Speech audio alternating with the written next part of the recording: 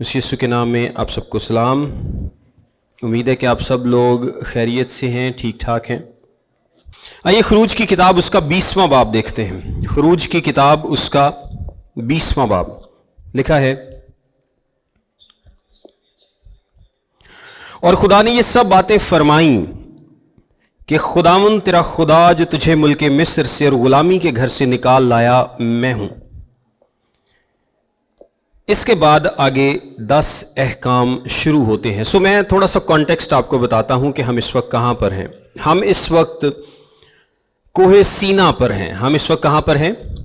कोहे सीना पर। बनी इसराइल मिस्र से निकलते हैं और वो सफर करते करते कोहे सीना पर 2 से 3 माह में आन पहुंचे हैं।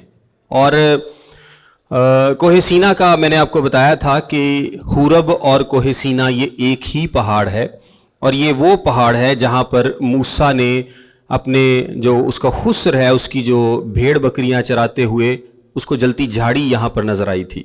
और वो जलती झाड़ी के पास आता है और वो कतरा कर उसको देखने की कोशिश करता है, और वहाँ से खुदा उससे बात करता है और खुदा उससे कहता है कि मैंने तुझे चुना है और तू जा और बनी इसराइल को लेकर आ और तुम इसी पहाड़ पर मेरी इबादत करोगे। हम नहीं जानते कि ये एग्जैक्टली इसमें कितना फ़र्क है, कितनी देर पहले खुदा ने मूसा को भेजा। हमने डिस्कस किया था कि कुछ लोग कहते हैं कि जी जो 10 आफतें हैं इनका दुरानिया 40 दिन का है। कुछ लोग कहते हैं कि इनका दुरानिया 10 महीनों का है, और मतलब मुख्तलिफ इंटरप्रिटेशंस हैं। लेकिन कलाम मुक़द्दस में हमें एग्जैक्टली नहीं बताया गया कि इनका दुरानिया कितना है, सिवाय 1-2 जो आफतें हैं उनके अलावा। 1-2 आफतों के अलावा हमें नहीं पता कि ये दुरानिया कितना था। और वो 2 आफतें, जिस तरह पहली आफत है जब पानी खून बनता है, वो 7 दिन की थी, और जो पहलोठों की आफत थी उसका भी टाइम पीरियड शॉर्ट था, एक ही रात में थी वो। और कुछ आफतें ज़्यादा वक्त के लिए और कुछ आफतें कम वक्त के लिए थी, लेकिन एग्जैक्टली हमें नहीं पता। हम ये टाइम कैलकुलेट नहीं कर सकते कि मूसा ने जब वो झाड़ी देखी और जब वो दोबारा उस पहाड़ पर आया, इसमें कितना वक्त था। हमें ये तो पता है कि मिस्र से निकलने के बाद कितना टाइम उसको लगा, लेकिन ये बहुत ज़्यादा नहीं है। ये कोई सालों का वक्त नहीं है, ये मतलब हफ्तों या महीनों की बात है, ये कोई सालों का वक्त नहीं है। सो ये उस वक्त हुरब के पहाड़ पर मौजूद हैं, और इस वक्त सिचुएशन ये है कि खुदा ने इनको कहा है कि तुम पहाड़ के गिर्द एक हद बंदी करो और सारे के सारे बनी इसराइल पहाड़ के पास आ जाएं, लेकिन पहाड़ के ऊपर कोई नहीं आएगा। आपने सिचुएशन को थोड़ा सा समझने की कोशिश करनी है। हुरब पहाड़ की जो चोटी है उस पर एक हद बंदी कर दी गई है, वी डोंट नो कि कितने मीटर्स दूर तक, लेकिन उस पहाड़ के आसपास एक हद बंदी की गई है, और बनी इसराइल को कहा गया है कि जानवर हो या इंसान, कोई भी इस पहाड़ के पास नहीं आएगा, और अगर कोई इस हद को क्रॉस करे तो फौरन उसको मार दिया जाए, चाहे वो जानवर हो चाहे वो इंसान हो, उसको बगैर हाथ लगाए मार दिया जाए। यानी तीर मार के या पत्थर मार के या बगैर हाथ लगाए मार दिया जाए, कोई मौका नहीं है उसके पास। सो बड़ी सख्त ये बात थी कि कोई भी उसको क्रॉस नहीं करेगा। और बनी इसराइल अब रेडी हैं, क्योंकि जब खुदा ने कहा कि तुम अपने आप को तैयार करो और फिर मैं 30 दिन क्या करूंगा, तुमसे बात करूंगा। सो ये अपने आप को तैयार करते हैं, और अब वो दिन है कि जब खुदावंद बनी इसराइल से बात करेगा, और खुदावंद बनी इसराइल से डायरेक्ट बात करेगा। खुदावंद बनी इसराइल से डायरेक्ट बात करेगा। यानी बाकी जो हुक्म है, बाकी सारी शरीयत जो है ये मूसा के वसीले से मिलेगी, लेकिन जो शरीयत का आगाज है, जो सबसे पहले 10 अहकाम दिए गए हैं, सबसे पहले 10 अहकाम दिए गए, और उसके बाद फिर आहिस्ता आहिस्ता बाकी लॉज और सारी चीज़ें जो हैं वो बनी इसराइल को मिलेंगी। लेकिन जो 10 अहकाम हैं ये खुदा ने खुद अपनी आवाज़ से बनी इसराइल को दिए थे। हम आगे जाके पढ़ेंगे भी। सिचुएशन ये है, 19वें बाब की अगर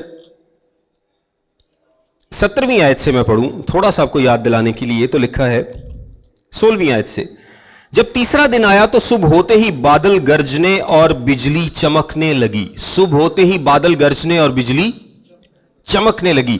यानी सिचुएशन कुछ इस तरह से है कि 2 दिन की तैयारी के बाद आज तीसरा दिन है और जब सुबह हुई है तो बादल गरजना शुरू हो गया है, बिजली चमकना शुरू हो गई है और पहाड़ पर काली घटा छा गई और करना की आवाज बहुत बुलंद हुई और सब लोग डेरों में कांप गए। ये जो करना है, ये जो नरसिंगा है, ये भी माना जाता है कि ये नरसिंगा आसमान से फूंका गया था। ये नरसिंगा किसी और ने नहीं फूंका बल्कि आसमान से फूंका गया और इसकी फिर आवाज बुलंद होती बहुत बुलंद होती गई। और मूसा लोगों को खैमागाह से बाहर लाया कि खुदा से मिलाए। अब उसको पता है कि ये खुदा की हजूरी आ चुकी है।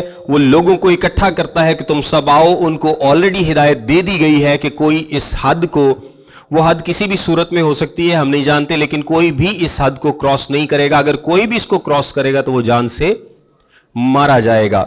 और वैसे भी जो उस पहाड़ का मंजर है, ये बड़ा खौफनाक सा मंजर है, बिजली चमकने का और चमक है और पहाड़ पूरा हिल रहा है। तो ये कोई इतना आसान मंजर नहीं है कि इसको देखने के लिए कोई आगे चला जाए। कोई वाकई अगर मरना चाहे तो शायद आगे चला जाए। बहरहाल, और वो पहाड़ से नीचे आ खड़े हुए और कोहे सीना ऊपर से नीचे तक धुएं से भर गया, क्योंकि खुदा शोले में होकर उस पर उतरा और धुआं तनूर के धुएं की तरह ऊपर को उठ रहा था। जिस तरह के आतिशफशां आपने अगर देखा होगा तो उससे जो धुआं निकलता है ऊपर को, बिल्कुल इसी तरह का मंजर है। और वो सारा पहाड़ जोर से हिल रहा था, जिस तरह के जलजले से हिलता है, जिस तरह के जलजले। कुछ लोग वैसे इसको इक्वेट करने की कोशिश करते हैं कि ये शायद कोई आतिशफशां है और ये उसकी आवाजें हैं, ये पहाड़ का हिलना और धुएं का उठना। लेकिन खैर, ये 2 ही बातें आतिशफशां वाली हैं। बाकी तो जो करना की आवाज आती है, जो खुदा के बोलने की आवाज आती है और जो बाकी सारी बातें हैं, वो जलजले में नहीं होती। और जब करना की आवाज निहायत ही बुलंद होती गई तो मूसा बोलने लगा। मूसा कहां पर खड़ा है?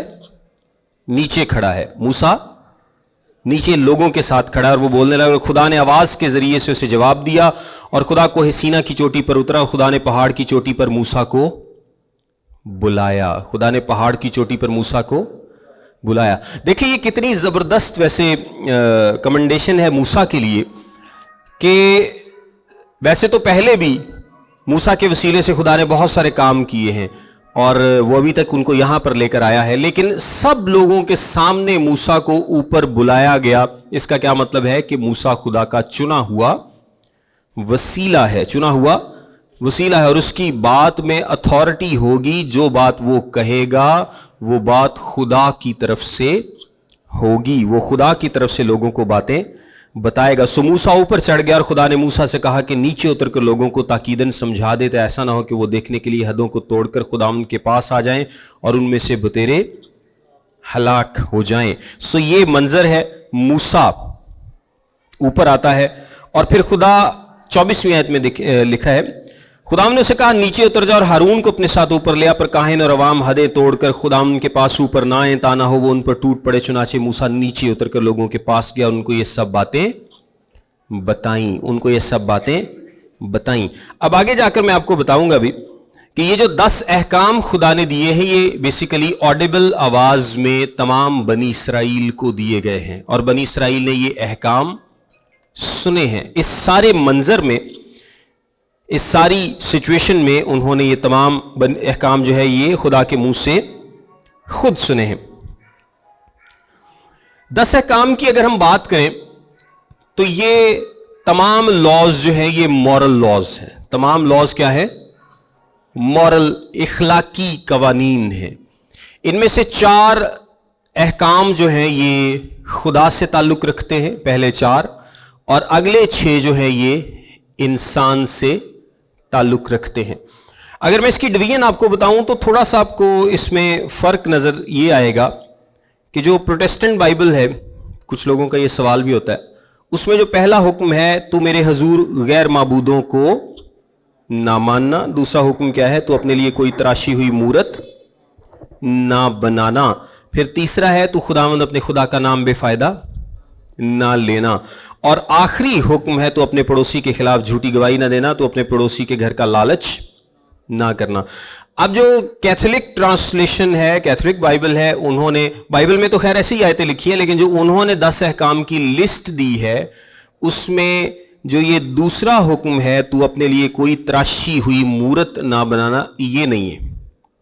اگر آپ لسٹ پڑھیں گے نا، اور یہ آبویس سی بات ہے، وہ سیدھی جی گل ہے، مطلب سمجھ آنے کی گل ہے، کیونکہ انہوں نے جو لسٹ دی ہے، اور میں بھی کنفیوز رہتا تھا کیونکہ ہم کیتھولک اسکولوں میں پڑھے تھے شروع سے ایف ایس سی تک، تو کہیں پڑھتے تھے کہ یار یہ لسٹ تھوڑی سی فرق ہے، اس میں یہ 5ویں نمبر پہ آتا ہے، اس میں یہ 6 نمبر پہ آتا ہے. تو جو کیتھولک لسٹ ہے اس میں تو میرے حضور غیر معبودوں کو نہ ماننا، اور جو تراشی ہوئی مورت ہے اس کو نکال کے جو اگلا حصہ ہے سارا، اس کو انہوں نے پہلا حکم ہی بنایا ہے. اور پھر دوسرا حکم کیا ہے؟ تو اپنے خداوند کا نام بے فائدہ نہ لینا. تیسرا سبت، اور اینڈ والا جو ہے نا لالچ والا، اس کے 2 حصے کر دیے لسٹ میں، تو وہ 10 پورے ہو گئے. لیکن جو پروٹیسٹنٹ ترتیب ہے اس میں یہی ترتیب ہے کہ تو غیر معبودوں کو نہ ماننا، تراشی ہوئی مورت والا دوسرا ہے، اور بے فائدہ نام والا تیسرا ہے، سبت والا چوتھا ہے، اور پھر آگے 6 احکام ہیں. لیکن اس میں سبت والا تیسرا ہے، کیونکہ وہ جو پہلے 2 احکام ہیں ان کو انہوں نے ملا کر ایک بنا لیا. پہلے 2 احکام کو ملا کر ایک بنا لیا، اور اس میں وہ تراشی والا جو ہے نا وہ نکال دیا. حالانکہ ویسے ضرورت نہیں تھی، لیکن چلے انہوں نے اس طرح کے بہت سارے کام کیے ہوئے. یہ جو قوانین ہیں یہ بیسیکلی اخلاقی قوانین ہیں. سبت والے قانون کو اگر آپ اس میں لسٹ میں دیکھیں تو اس کے علاوہ یہ تمام قوانین کیا ہیں؟ اخلاقی قوانین ہیں. اور شریعت کو ہم 3 حصوں میں ڈیوائیڈ کرتے ہیں. شریعت کو ہم 3 حصوں میں ڈیوائیڈ کرتے ہیں. شریعت میں ٹوٹل احکام 613 تھے. کتنے تھے؟ 613 احکام تھے. اور یہودی یہ لوگ کہتے تھے کہ اس میں 365 احکام نہ کرنے والے ہیں، یعنی ہر دن کے لیے ایک کام حکم کرنے والا ہے، اور کچھ پازیٹیو ہیں، کچھ نیگیٹو ہیں. یعنی جو پازیٹیو ہیں ان کا کیا مطلب ہے کہ یہ آپ نے کرنا ہے، نیگیٹو کا مطلب ہے کہ یہ آپ نے نہیں کرنا. آپ نے خون نہیں کرنا، آپ نے چوری نہیں کرنی، آپ نے سبت کے دن کو پاک ماننا ہے، یہ کرنا ہے. خدا کا نام بے فائدہ نہیں لینا، یہ نہیں کرنا. کچھ کرنے ہیں اور کچھ نہیں کرنے. سو ملا کر 613 احکام تھے، اور 3 حصوں میں شریعت کو ڈیوائیڈ کیا گیا تھا. پہلا حصہ جو ہے وہ ہمارے پاس ہے رسمی قوانین، دوسرا حصہ ہے مورل یا اخلاقی قوانین، اور تیسرا ہے لا آف دا لینڈ یا اس سرزمین کے قوانین. جو اخلاقی قانون ہے شریعت کا یہ کبھی بھی ختم نہیں ہو سکتا. شریعت کا جو اخلاقی حصہ ہے قانون کا وہ کبھی بھی ختم نہیں ہو سکتا. 10 احکام کیونکہ تقریباً ساری اخلاقی ہیں، اس لیے یہ کبھی بھی ختم نہیں ہو سکتے. اس کے علاوہ بھی بہت سارے احکام ہیں جو کہ اخلاقی طور پر دیے گئے ہیں، لیکن وہ تمام کے تمام احکام کبھی بھی ختم نہیں ہو سکتے. جو اخلاقی قانون ہے یہ کبھی ختم نہیں ہوگا. یہ بات آپ یاد رکھیے گا. کیوں؟ کیونکہ لوگ اکثر یہ جو میسیانک جیوز اور اس ٹائپ کے لوگ ہیں نا، یہ کہتے ہیں نا اچھا جی اگر شریعت ختم ہو گئی تو پھر تسی بھیڑاں نہ شادی کیوں نہیں کر دے. یہ جو شادیوں کی بات ہے یہ اخلاقی قوانین کا حصہ ہے. یہ شریعت کے اخلاقی قوانین کا حصہ کہ آپ کو کیا الاؤڈ ہے کیا الاؤڈ نہیں ہے. شادی کی حد تک بات کروں تو اسی طرح جو دوسرا حصہ ہے یہ رسمی قوانین ہیں. اور رسمی قوانین میں کیا آتا ہے؟ رسمیں. کیا آتا ہے؟ رسمیں. جو تمام کہانت ہے وہ کیا تھا؟ رسمی قانون تھا. بنی اسرائیل کا کہانت کا نظام کیا تھا؟ رسمی قانون تھا. اس میں آپ سمجھ لیں کہ ساری جو قربانیاں ہیں، جو کس طرح سے وہ قربانیاں گزرانتے تھے، کس طرح سے وہ ہیکل میں مطلب نذرانے گزرانتے تھے، یہ ساری رسمیں تھیں جو وہ پوری کرتے تھے. قربانیاں جتنی ہیں یہ کیا ہے؟ رسمیں ہیں. اس طرح بہت بڑا حصہ شریعت کا کیا ہے؟ رسمی قوانین پر مشتمل ہے. اور رسمی قوانین وہ ہیں جن کا ایک مقصد تھا. جن کا ایک مقصد تھا. ہم آگے چل کے ساتھ ساتھ ان کو دیکھتے رہیں گے. اور جیسے ہی وہ مقصد اچیو ہوتا ہے تو وہ رسمی قانون ختم ہو جائے گا. یعنی رسمی قانون ایک وقت کے لیے ہے، ایک پیریڈ کے لیے ہے، اور جیسے ہی جس بات کے لیے، یہ نہیں کہ خدا نے اپنا قانون بدل دیا، ایسا نہیں ہوتا. اگر آپ یہ سوچیں نا کہ جی خدا نے پہلے قانون دیا یہودیوں کو کوئی اور اب خدا نے مسیحوں کو کوئی اور قانون دے دیا، تو ایسا نہیں ہوتا. خدا کے بارے میں کیا لکھا ہے کہ خدا لا تبدیل ہے، وہ کبھی بھی تبدیل نہیں ہوتا. خدا کبھی نہیں بدلتا، اور خدا کا قانون بھی کبھی نہیں بدلتا، اس کا قانون بھی لا تبدیل ہے. لیکن ایک قانون جب دیا ہی ایک مقصد کے لیے گیا ہے، تو جب وہ مقصد پورا ہوگا تو پھر وہ قانون بھی اس کے ساتھ خود ہی ختم ہو جائے. جس طرح فسح ہے، فسح ہم نے کیا دیکھا تھا کہ فسح کا کیا مقصد تھا؟ فسح کے برے کا مقصد تھا یسوع مسیح کی صورت کو پیش کرنا، یہ یسوع مسیح کو پیش کرنا، اس کے کردار کو. یعنی یسوع مسیح ہم سب کے لیے قربانی دے گا اور وہ قربانی بے عیب ہونی چاہیے. یہ فسح کا ایک مقصد تھا. تو جب وہ قربانی ہو گئی تو پھر آپ فسح کیوں کریں گے؟ تب آپ بس ایک کام کریں گے کہ اس قربانی میں شامل ہوں گے. اب پہلے آپ قربانی میں شامل کیسے ہوتے تھے؟ آپ قربانی کرتے تھے، آپ ایک فسح کا برہ خریدتے تھے اور جا کر اس کو قربان کرتے تھے، اس طرح سے آپ کی شمولیت ہوتی تھی. اب قربانی میں شامل کیسے ہوتے ہیں؟ صرف ایمان سے. صرف ایمان سے ہم پاک شراکت میں جب شامل ہوتے ہیں تو ہم یسوع مسیح کی اس قربانی میں شامل ہوتے ہیں، یسوع مسیح کے خون اور گوشت میں کیا ہوتے ہیں؟ شامل ہوتے ہیں. سو وہ مقصد پورا ہو گیا. اس طرح جو قربانیاں تھیں ان کا ایک خاص مقصد تھا، وہ قربانیوں کا مقصد پورا ہو گیا، قربانیاں ختم ہو گئیں. کہانت کے نظام کا ایک مقصد تھا کیونکہ وہ قربانیاں کرتے تھے، وہ قربانیوں کے نظام کو قائم رکھے ہوئے تھے. تو جب قربانیاں ختم ہو گئی تو کاہنوں کی کیا ضرورت ہے وہاں پہ؟ سو وہ نظام ختم ہو گیا. اسی طرح جو جتنی بھی رسمیں ہیں نا، ان سب کا کوئی نہ کوئی مقصد ہے، بغیر کسی مقصد کے کوئی رسم نہیں دی گئی. تو جب وہ مقصد پورا ہو گیا تو پھر یسوع مسیح نے کیا کہا تھا؟ تمام ہوا. یسوع مسیح نے کیا کہا تھا؟ تمام ہوا. یعنی ان تمام رسموں کا مقصد پورا ہوا، ان تمام قوانین کا مقصد جو ایک مقصد کے تحت تھے وہ کیا ہوا؟ تمام ہوا. اور میں آپ کو ایک اور بات بتاؤں، 10 احکام میں سے سبت کے علاوہ سارے کے سارے احکام جو ہیں وہ نئے عہد نامے میں ریپیٹ کیے گئے ہیں، نئے عہد میں ریپیٹ کیے گئے ہیں، ان کو انڈورس کیا گیا ہے. اور یہ بات یہ بھی بتاتی ہے کہ یہ سارے ہی ویلڈ ہیں کیونکہ یہ اخلاقی قوانین ہیں. اخلاق تو کبھی بدل ہی نہیں سکتا. سو اخلاقی قوانین جتنے بھی پرانے عہد میں پائے جاتے ہیں وہ کبھی بھی تبدیل نہیں ہوں گے، رہتی دنیا تک وہ تبدیل نہیں ہو سکتے. رسمیں پوری ہو گئیں، وہ تمام ہوئیں، یسوع مسیح نے ان رسموں کا مقصد پورا کر دیا. سو رسمی قوانین ختم ہوئے.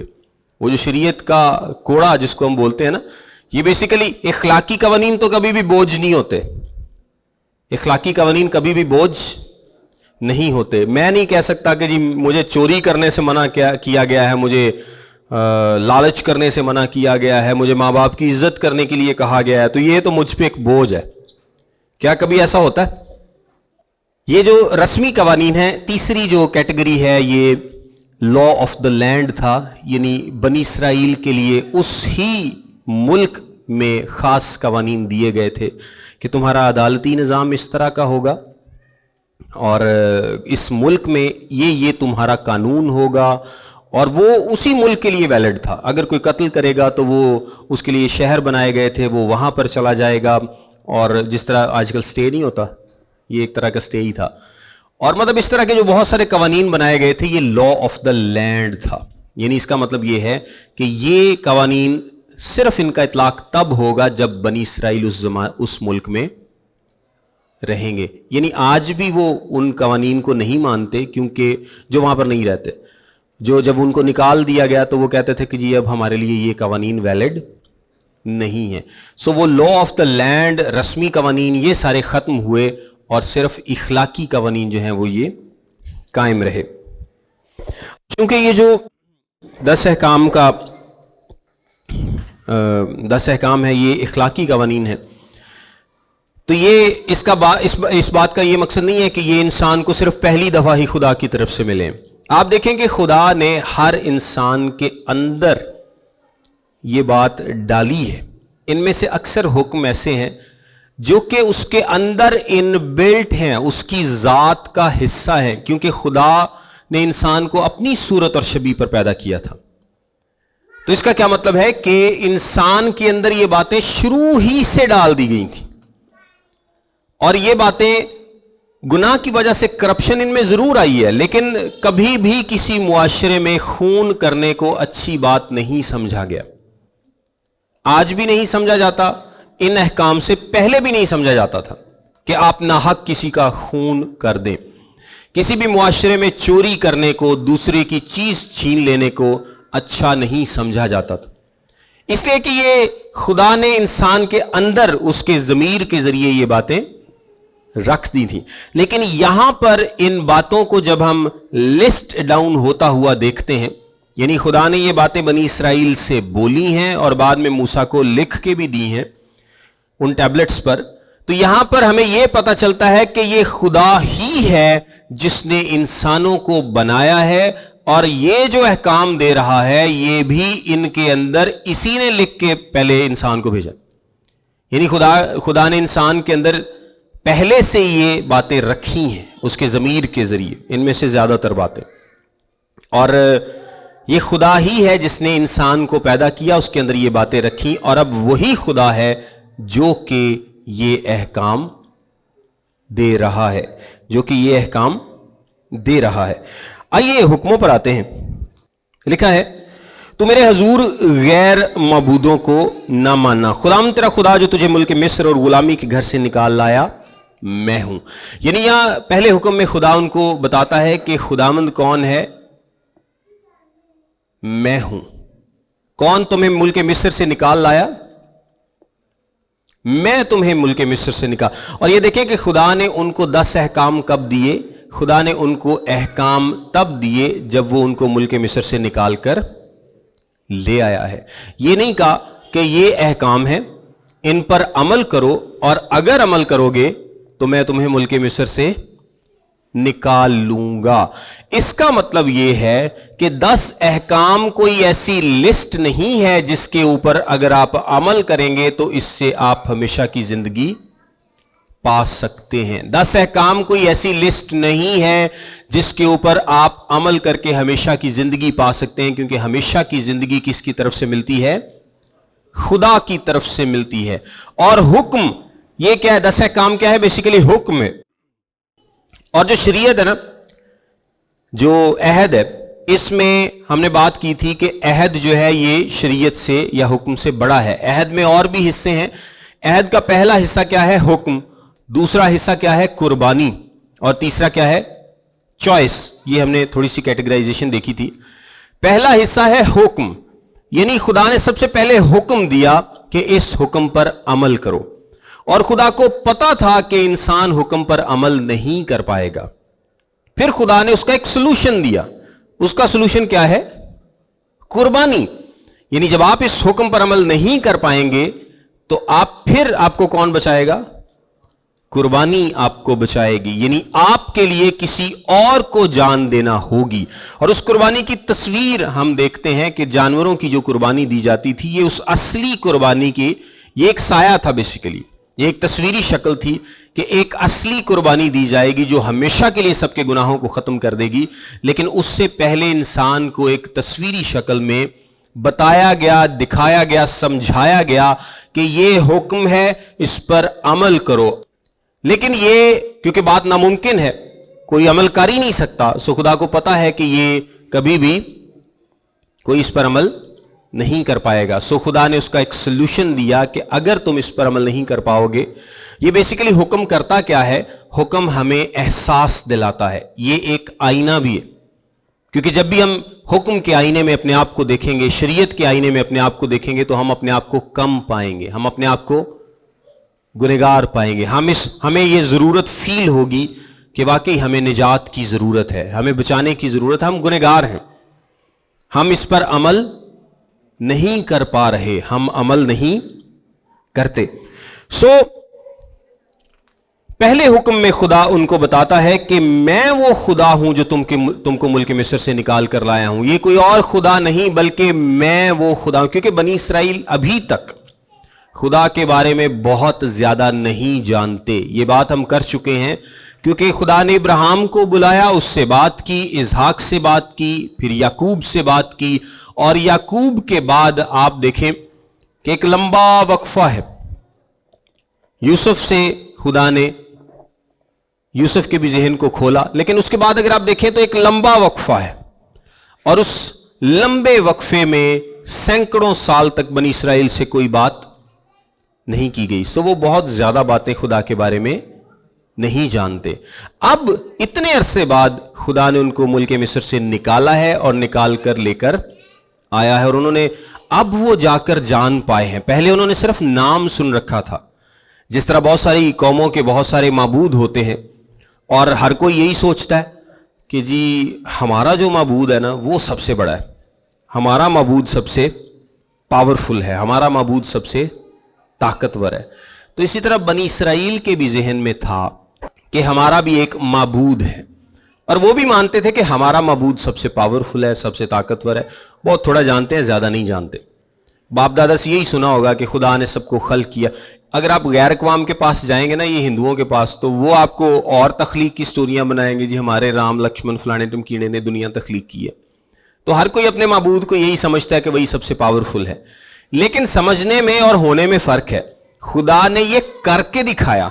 यानी मिस्री जिनको समझते थे ना कि जी हमारे माबूद बड़े पावरफुल हैं, हमारे माबूद क्रिएटर्स हैं, वो खालिक हैं, वो कंट्रोल रखते हैं, खुदा ने हर एक माबूद को वहां पर शिकस्त दी। हालांकि माबूद तो है ही नहीं, वो सारे तो फर्जी हैं, लेकिन खुदा ने हर एक को उनकी सोच के मुताबिक शिकस्त दी। मतलब कोई समझता है ना कि जी हमारा माबूद तो आसमान पे कुदरत रखता है, या हमारा माबूद तो गर्द पे कुदरत रखता है, या हमारा माबूद नेचर पे कुदरत रखता है, बीमारी पे कुदरत रखता है, दरियाए नील पर कुदरत रखता है। तो खुदा ने हर एक आफत के जरिए यह साबित किया कि तुम्हारे माबूद सारे जाली हैं, तुम्हारे माबूद सारे जाली हैं। मैं हूं जो असली माबूद, और मेरे अलावा कोई है ही नहीं, मेरे अलावा कोई है ही नहीं। मतलब कोई मुकाबला ही नहीं है। ये नहीं है कि जी खुदा सारे खुदाओं में से सबसे बड़ा है, ऐसा नहीं है। और खुदा है ही नहीं, मैं वाहिद ही, मैं अकेला हूं, मैं ही पावरफुल हूं, मैं ही सब कुछ हूं। और ये बात मैंने साबित कर दी है उन तमाम आफतों के जरिए से कि मैं कुदरत पर, नेचर पर भी कुदरत रखता हूं, मैं इंसान पर भी, बीमारी पर भी, जानवर पर भी, सब चीजों पर कुदरत रखता हूं। समंदर को दो हिस्से कर दिया, पैलोठों को मारा, सब कुछ खुदा ने उनको करके दिखा दिया। आसमान से मन भी बरसा दिया, और खुदा ने कहा कि ये सारे काम जो किए हैं ना, ये मैंने किए हैं, और ये सारे गली बाती नहीं गए, बल्कि क्या है, मैंने तुम पर साबित किया है कि खुदावंद जो तुमको मिस्र से निकाल कर लाया वो कौन है, मैं हूं। सो जब खुदा मैं हूं, जब सब कुछ किया मैंने है, तो इसका मतलब है कि मैं हक रखता हूं कि मैं तुम्हें हुक्म दे सकूं। बाकी कोई तो हक ही नहीं ना रखता, बाकी तो सारे जाली साबित हो गए। क्या ख्याल है? बाकी सारे जाली साबित हुए, नकली साबित हुए, तो उनका तो कोई हक ही नहीं है कि वो कोई हुक्म दे, और ना हम पाबंद हैं उनके कि हम उनकी पाबंदी करें। क्यों उनकी बात माने भी, जब उनके पास, जब वो एग्जिस्ट ही नहीं करते, और अगर हमारी सोचों में वो एग्जिस्ट भी करते हैं तो उनके पास कोई पावर नहीं है, वो बोल नहीं सकते, सुन नहीं सकते, कुछ कर नहीं सकते, कुछ भी सुपर नेचुरल हम उनके पास देखते नहीं है। तो जिसने ये सब कुछ किया है वो हक रखता है कि वो लोगों को हुक्म दे, और वो ये भी हक रखता है कि लोग उसकी बात माने, और वो ये भी हक रखता है कि अगर लोग उसकी बात नहीं मानेंगे तो वो उनको क्या देगा, सजा देगा। वो उनको क्या देगा, सजा देगा। सो खुदा कहता है कि खुदावंद तेरा खुदा जो तुझे मुल्क मिस्र और गुलामी के घर से निकाल लाया, मैं हूं, मैं हूं। मेरे हजूर तू गैर माबूदों को ना मानना, यानी किसी और माबूद को तुम्हें मानने की जरूरत नहीं है। और मेरा पहला हुक्म ही तुम्हें यह है कि तुम किसी और माबूद को नहीं मानोगे, क्योंकि और माबूद एग्जिस्ट नहीं करता। और ये मैंने तुम्हें करके दिखा दिया है, ये मैंने तुम्हें करके दिखा दिया है। इससे पहले की बात अगर होती तो वो और बात होती, तो वो और बात होती, लेकिन क्योंकि अब खुदा अपनी शरीयत देने जा रहा है, सो खुदा कहता है कि ये मैंने करके दिखाया है कि मिस्र से किस तरह मैं तुम्हें निकाल कर लाया, और मैं ही खुदा हूं, तू मेरे हजूर गैर माबूदों को ना मानना। तो अपने लिए कोई तराशी हुई मूरत ना बनाना, ना किसी चीज की सूरत बनाना जो ऊपर आसमान में या नीचे जमीन पर या जमीन के नीचे पानी में है। तो उनके आगे सिजदा ना करना और ना उनकी इबादत करना, क्योंकि मैं खुदा हूं, तेरा खुदा गयूर खुदा हूं, और जो मुझसे अदावत रखते हैं उनकी औलाद को तीसरी और चौथी पुश्त तक बाप दादा की बदकारी की सजा देता हूं। हजारों पर जो मुझसे मोहब्बत रखते और मेरे हुक्मों पर अमल को मानते हैं रहम करता हूं। यहां पर दो बातें हैं। एक तो तराशी हुई मूरत की बात है जो कि आप उसके सामने झुकने के लिए बनाते हैं। ये एक बहुत बड़ा डिवीजन है यहां पर कैथोलिक और प्रोटेस्टेंट ट्रेडिशन में। और वो क्योंकि तराशी हुई मूर्तें बनाते हैं, सिजदा भी करते हैं और हार भी पान देने दे, पैसे भी दे देने, और वो बड़ा मिलता जुलता सा एक हिसाब है। और दूसरी बात है यहां पर बाप दादा की बदकारी की सजा। ये देखें बड़ा क्लियर कट लिखा है कि आपको कोई तराशी हुई मूरत नहीं बनानी, कोई सूरत नहीं बनानी, कि बाप दादा की बदकारी की तीसरी और चौथी पुश्त तक उनको सजा देता हूं। ये देखें कलाम मुकद्दस में ये बड़ा क्लियर कट हिजकिय्याल की किताब में लिखा है कि जो जान गुनाह करेगी वही सजा पाएगी। इसका मतलब यह है कि जो बाप दादा बदकारी करते हैं, खुदा से नफरत करते हैं, और उनकी औलाद भी उनसे खुदा से नफरत करती है, उनकी औलाद भी खुदा से नफरत रखती है, उनकी लानत का असर नस्लों तक उनके घरानों पर रहता है। लेकिन अगर वो औलाद तब्दील होकर मोहब्बत करने लगे खुदा से, तौबा कर ले, रुजू ले आए, ईमान ले आए, तो वो दूसरी कैटेगरी में आ जाएगी। और वो कैटेगरी क्या है? हजारों पर जो मुझसे मोहब्बत रखते और मेरे हुक्मों पर को मानते हैं रहम करता हूं। यानी एक बाप अगर बदकार बाप अगर शराब पीता है तो बड़ी हद तक चांस है कि उसका बेटा भी शराब पिएगा, क्योंकि वो जो बाप को करते हुए देखता है वो असर अपनी जिंदगी में रखता है। तो ये वो असर है जो कि नस्लों तक ऐसे माँ बाप जो खुदा से नफरत करते हैं उनकी औलाद में ट्रेवल करता है। लेकिन अगर कोई औलाद में से तौबा कर ले तो वो असर खत्म हो जाता है। लेकिन आप देखेंगे कि नॉर्मल केसेस में जो बाप लड़ाई करता है उसका बच्चा भी लड़ाई करेगा, जो शराब पीता है उसका बच्चा भी शराब पिएगा। और अनलेस कि खुदा का रहम उस घराने पर हो, उसकी मुलाकात किसी अच्छे बंदे से हो जाए, या वो अपनी राह से फिर जाए, हट जाए, उसका माहौल चेंज हो जाए, अदरवाइज आप देखेंगे कि शराबियों के बच्चे शराबी और जनाकारों के बच्चे जनाकार, और ये इसी तरह से सिलसिला चलता रहता है। फिर आगे लिखा है तो खुदावंद अपने खुदा का नाम बेफायदा ना लेना, क्योंकि जो उसका नाम बेफायदा लेता है खुदावंद उससे बेगुनाह ना ठहराएगा। जिस तरह तमाम अहकाम को बनी इसराइल ने डिस्टॉर्ट कर दिया, खुदा ने उनको एक हुक्म दिया कि ये तेरी पेशानी पर टीकों की मानंद हो शरीयत की बातें, ठीक है, तो इनको अपने मतलब पेशानी पर टीकों की मानंद हो, हाथों की बात की गई। तो उन्होंने इससे क्या समझा कि मुझे यहां पर भी कलाम को बांधना है और हाथों पर भी कलाम को बांधना है। उन्होंने तावीज़ बनाने शुरू कर दिए। अगर आप नेट पर सर्च करें ना तो ये बनी इसराइल आज भी तावीज़ बांधते हैं, वो डब्बे बना के ना बड़े बड़े, तो यहाँ पर बाजुओं पे बांधे होते हैं और ऐसे माथे पे ऐसे, और जिस तरह कानकनी में वो जो उगारों में जाते हैं उनके आगे टॉर्च नहीं लगी होती, उस तरह का तवीज़ बना के बांधा। और जो ज़्यादा अपने आप को रूहानी समझता है ना वो तवीज़ वड्डा होता है। यीशु मसीह ने क्या कहा था? तुम अपने तावीज़ बड़े बनाते हो। तावीज़ क्या करते हो? तुम अपने आप को ज़्यादा रूहानी शो करते हो। और ये गलत इंटरप्रिटेशन है। ये क्या है? गलत। यीशु मसीह ने और भी उनकी बहुत सारी गलत इंटरप्रिटेशंस को ठीक किया था, आगे आएंगी, लेकिन ये भी एक गलत इंटरप्रिटेशन इन्होंने की इसकी भी, खुदा का नाम बेफायदा ना लेना। उन्होंने क्या कि जी खुदा का नाम ही नहीं लेना, और खुदा का नाम बेफायदा लेंगे क्योंकि हम सफ़े पे लिखेंगे, और अगर वो सफ़ा क्या है वो तो एक दिन फट जाएगा, ख़त्म हो जाएगा, तो वो GOD गॉड फर्ज करें तो ओ नहीं लिखेंगे बीच में, G-D लिख देंगे, मतलब खुदा का नाम पूरा ही नहीं लिखते। तो इससे क्या होगा जी? खुदा का नाम हम बेफायदा ना लिखें। लेकिन ये देखें कि खुदा बेसिकली क्या चाहता था 10 अहकाम से, कि लोग इनकी रूह को समझें। लोग क्या करें? इनकी स्पिरिट को समझें, लफ्जी तौर पे नहीं बल्कि इनकी स्पिरिट को समझें कि खुदा चाहता क्या है। ये मतलब नहीं है कि जी आपने गॉड लिख दिया कहीं तो वो तो सफा जी कल को फट जाएगा, सो तो हीन हो जाएगी, सो मैं खुदा का नाम बेफायदा लूंगा। इसका ये मतलब नहीं है।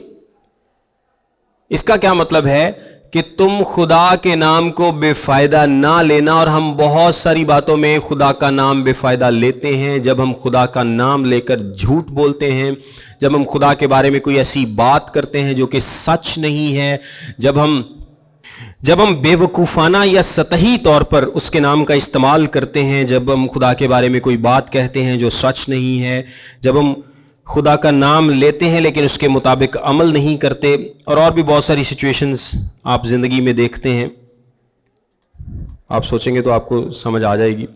اس کے بعد جو اگلا حکم ہے، یاد کر کے تو سبت کا دن پاک ماننا، اور 6 دن تک تو محنت کر کے اپنا سارا کام کاج کرنا، لیکن 7واں دن تیرے خدا کا سبت ہے، اس میں نہ تو کوئی کام کرے، نہ تیرا بیٹا، نہ تیری بیٹی، نہ تیرا غلام، نہ تیری لونڈی، نہ تیرا چپایا، نہ کوئی مسافر جو تیرے ہاں تیرے پھاٹکوں کے اندر ہو۔ یہ انسان کے لیے بھی فائدہ تھا، اور جیسا کہ میں نے پیدائش کی کتاب میں بتایا تھا کہ جس طرح چاند زمین کے گرد ایک چکر پورا کرے،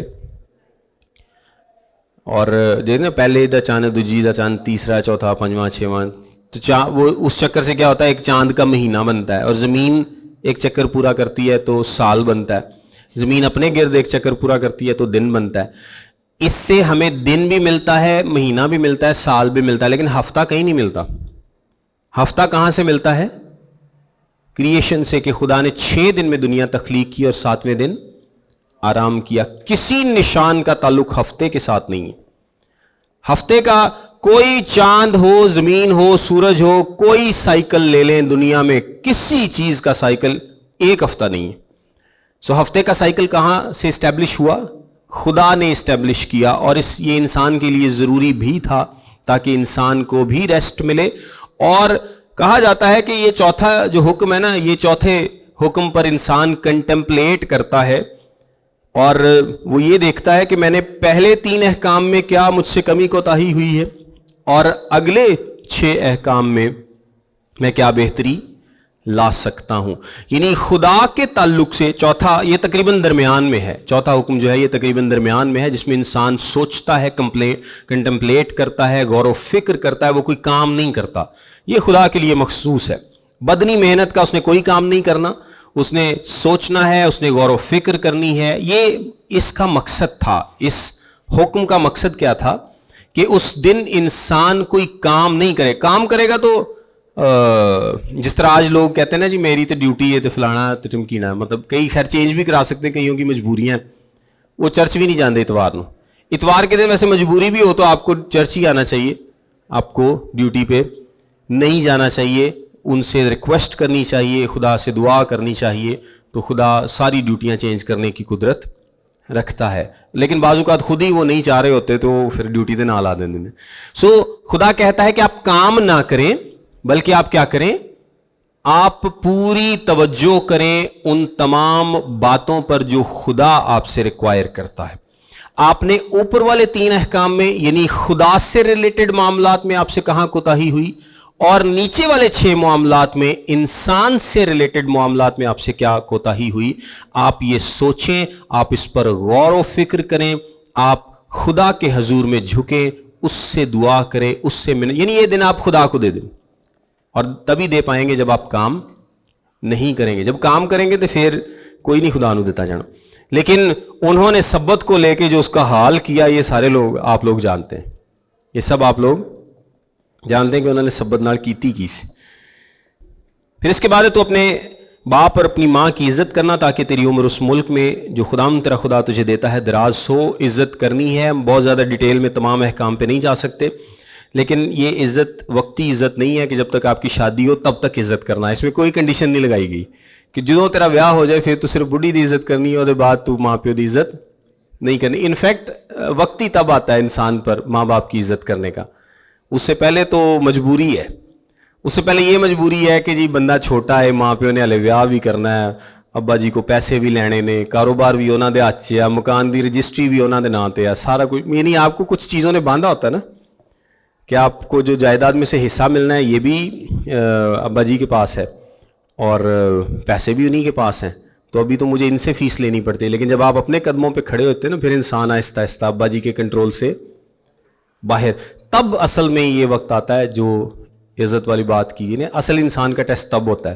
کئی تو خیر اس سے پہلے بھی عزت نہیں کرتے، اور اکثر جو والدین جنہوں نے اپنے والدین کی عزت نہیں کی ہوتی نا، ان کے بچے ان کی بھی نہیں کرتے۔ یہ ایک لا آف نیچر بھی ہے ایک طرح کا، آپ سمجھ لیں کہ جیسا کرو گے ویسا بھرو گے. عام طور پر یہی ہوتا ہے, اور جو ہم نے پہلے جنریشنز کی بات بھی کی ہے کہ جو لوگ خدا کے کلام پر نہیں چلتے ان کی اولاد بھی ویسی ہوتی. تو جب آپ نے عزت نہیں کی تو آپ کے بچے آپ کی بھی عزت نہیں کریں گے. اور آپ کی عزت کا اصل ٹیسٹ اس وقت ہوگا جب آپ کی اپنی فیملی ہوگی, آپ بڑے ہو جائیں گے اور آپ کے ماں باپ آپ پر ڈپینڈنٹ ہو جائیں گے, تب اصل ٹیسٹ ہوگا آپ کی عزت کا. اگر آپ سمجھتے ہیں نا کہ میں ماں باپ کی عزت کرتا ہوں, تو اصل ٹیسٹ تب ہی ہے جب وہ مکمل طور پر آپ پہ ڈپینڈنٹ ہے. یعنی اب ماں اور باپ کی کوئی نوکری نہیں, کوئی انکم نہیں ہے, جو گھر تھا وہ بھی نام انہوں نے آپ کے کر دیا یا جائیداد تقسیم کر دی. اب صرف اور صرف وہ آپ کے لیے ایک بوجھ بن جاتے ہیں. جو اولاد اس طرح سے سوچتی ہے جو کہ جی یہ میرے والدین صرف بوجھ ہیں.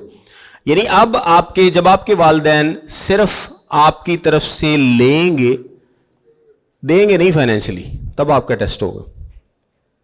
اور پھر آپ کڑیں گے, اگر کڑتے ہوئے کریں گے پھر بھی نافرمانی ہے. گلاں کر کرو گے, ابا تو بہ جا کے تیری تے نہ گلاں ہی نہیں موک دیاں, اما میں نہیں سننی دی, یہ وہ اس طرح کی باتیں کریں گے تب بھی نافرمانی ہے. اصل ٹیسٹ جو ہے نا یہ اسی ایج میں ہوگا. پھر آگے لکھا ہے تو خون نہ کرنا, تو زنا نہ کرنا, تو چوری نہ کرنا. اور خون اور زنا کے تعلق سے آپ کو پتا یسوع مسیح نے بھی ان کا کانسیپٹ کلیئر کیا تھا کہ خون صرف یہ نہیں ہے کہ تم فزیکلی کسی کو جا کے چاقو مار دو تو اس کا مطلب ہے کہ خون کر دیا. تم جو اپنے بھائی کو بیوقوف کہتے ہو یہ بھی ایک قتل کے مترادف ہے. یعنی تم اپنی باتوں سے لوگوں کو کیا کرتے ہو؟ قتل کرتے ہو. تم اپنی باتوں سے لوگوں کو قتل کرتے ہو. کسی کو احمق کہنا, کسی کے لیے خواہش کرنا کہ یہ مر جائے. جس طرح ہم اکثر لوگ خواہش کرتے ہیں نا, میں آپ کو ایک مثال دیتا ہوں. پاکستان میں شاید میجورٹی لوگ خواہش کرتی ہے, کوئی کہتا ہے کہ نواز شریف مار جائے, کوئی کہتا ہے زرداری مار جائے, کوئی کہتا ہے عمران خان مار جائے. اور اکثر ہم اس خواہش کا اظہار کرتے رہتے ہیں. تو یہ خواہش کیا ہے؟ آپ بیسیکلی کیا کر رہے ہیں؟ آپ نے اپنی طرف سے ان کو قتل کر دیا. جب آپ ان کے لیے سوچ لیا نا کہ بندہ تو ماری جائے تو چنگا, جس طرح بھی سوچا, تنگ آ کے آپ کو بجلی کا بل زیادہ آ گیا, حالانکہ زرداری نے تھوڑی تھوڑے پکھے چلائے سی آ کے, لیکن آپ نے کہنا یار بندہ ہی مر جائے, یار نواز شریف پر ہم مرے کتے کھپے, یا جہاز سے سارے سیاستدان کٹھے کرو تے انہوں جناب مار دیو تے ایٹم بم, مطلب اس طرح کی باتیں لوگ کرتے ہیں. یہ میں آپ کو جنرل تھنکنگ بتا رہا ہوں. تو آپ نے کسی کے لیے موت چاہی تو اس کا کیا مطلب ہے کہ آپ نے اپنی طرف سے اسے مار دیا.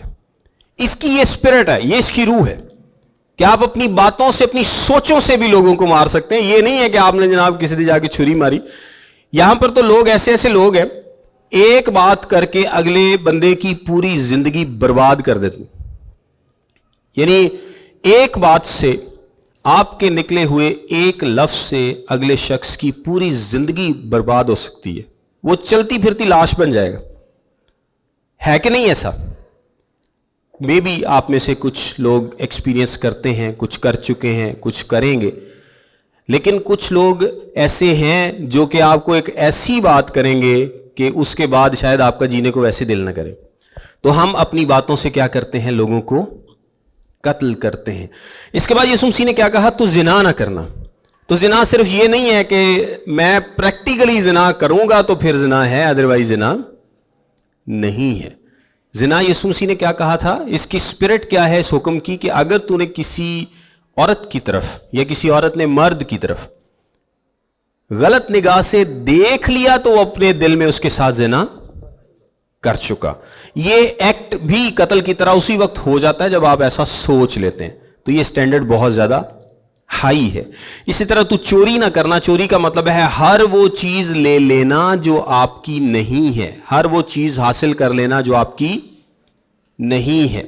یعنی کوئی بھی چیز اگر میری نہیں ہے, مثال کے طور پہ رستے میں جاتے ہوئے کسی کی اینٹیں پڑی ہیں, میں 2 اینٹیں چک کے لے جاؤں جی میرے گھر سے لوڑ ہے, ایون کہ سرکار کی پڑی ہیں, تو وہ کیا ہے؟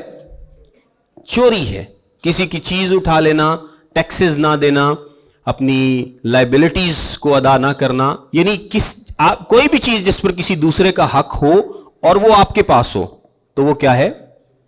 چوری ہے. یعنی وہ بنتی کسی دوسرے کی ہے لیکن آپ کے پاس ہے تو وہ چوری ہے. پھر تو اپنے پڑوسی کے خلاف جھوٹی گواہی نہ دینا، یعنی جھوٹ نہ بولنا. آپ دیکھیں کہ یہ جو حکم ہے یہ یسوع مسیح کے خلاف بھی استعمال کیا گیا تھا.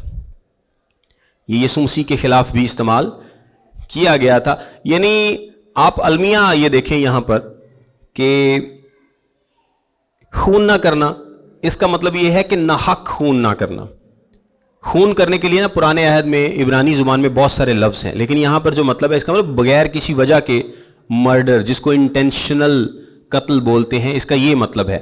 کیونکہ ریاست بھی قتل کرتی ہے. ریاست جب آپ کسی کو قتل کریں گے تو ریاست آپ کو پکڑ کے قتل کر دے گی، یعنی سزا دے گی.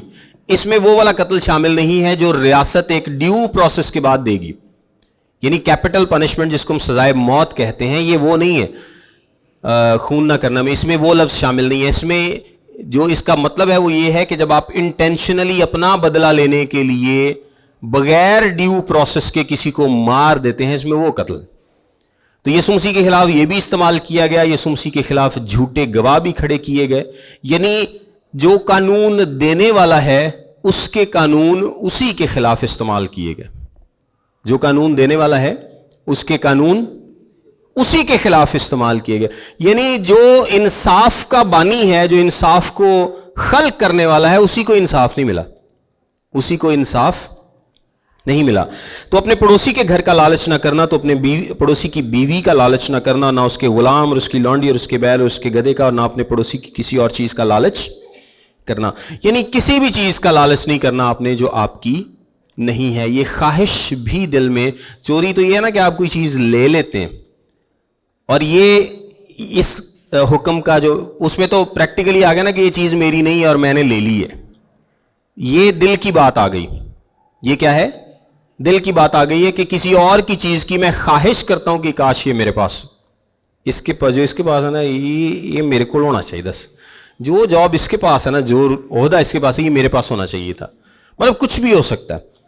تو اس کو بھی منع کیا گیا ہے. اچھا اس کے بعد دیکھیں بڑی انٹرسٹنگ بات ہے.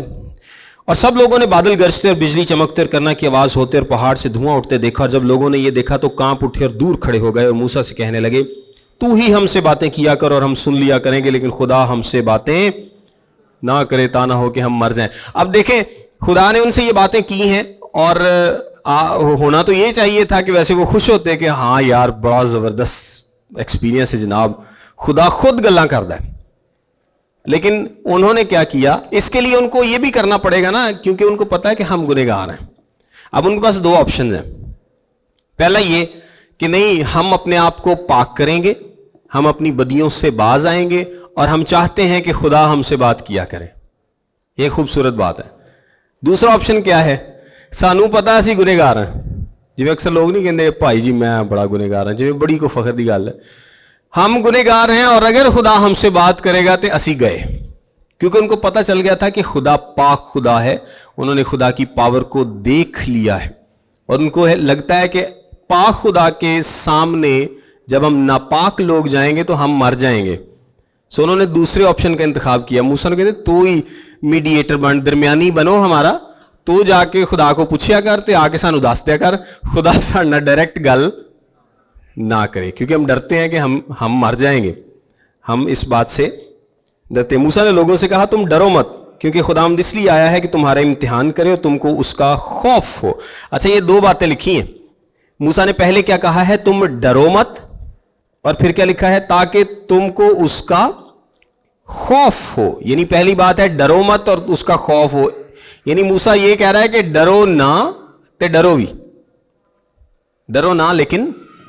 اور یہ دیکھیں یہ سیم رسپیکٹ اور ریورنس ہوتی ہے جس طرح ہمارے والدین کے لیے ہمارے دل میں ہوتی ہے. مثال کے طور پر میں اپنے باپ سے ڈرتا بھی ہوں اور میں اپنے باپ سے نہیں بھی ڈرتا.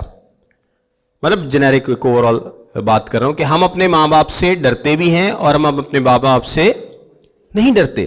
ہم اپنے دل کی بات ان سے کرتے ہیں، ہم اپنے دل کا حال ان سے بیان کرتے ہیں، ہم کھل کے ان سے بات کرتے ہیں. ہم ان کے پاس آنے سے نہیں ڈرتے، لیکن ہم ان کی عزت کرتے ہیں.